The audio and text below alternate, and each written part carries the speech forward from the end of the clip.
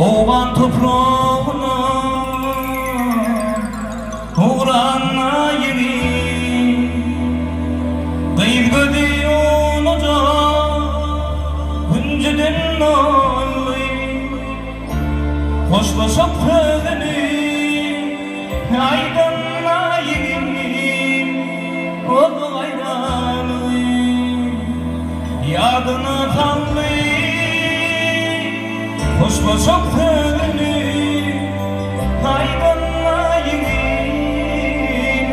Ayrı ayranı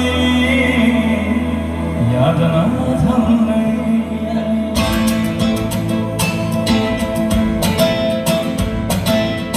Yeniden giderine tekrar oldu Kıyık ömrüne başlar Bırakıya gitti Gerçeğim esneden Bekleyin olur mu Ölünü bildim Nigil benimle Gerçeğim esneden Bekleyin olur mu Ölünü bildim Bir yıl geçti meydan Yeke haddimli Ol ikinci gemde Son hat oldu Bağışla yerini, bağışla beni Marşallah yeter, yedim ah yeni Bağışla yerini, bağışla beni Marşallah yeter, yedim ah yeni Vatan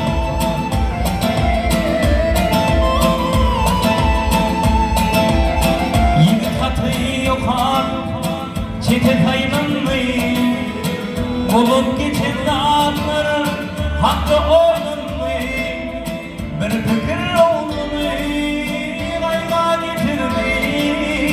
Ondan hatı yokar Ödün yetirdi Bir fikir olmayı Kayga getirdi Ondan hatı yokar Ödün yetirdi Birce patron bilen Avtamadandı Gönlünün köyünce Yerine vardı Yar gece yarın Tepe yangındı Şeydim yaşıtlarım Ömrü tonlandı Yar gece yarın Tepe yangındı Şeydim yaşıtlarım Ömrü tonlandı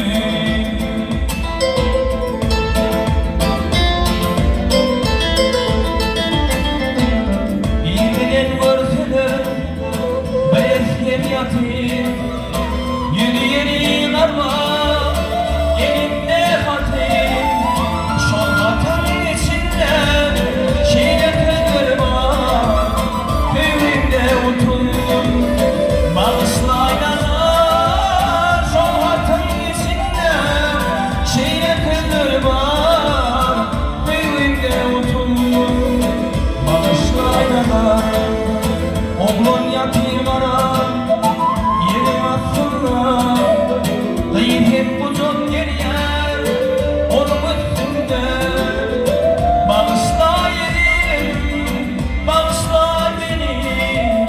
Terliyerse bunu Morun bittiğini Bağışla yerim Bağışla beni Terliyerse bunu Morun bittiğini Ufuk bir gibiydim Bile gideyim Yalnızıma da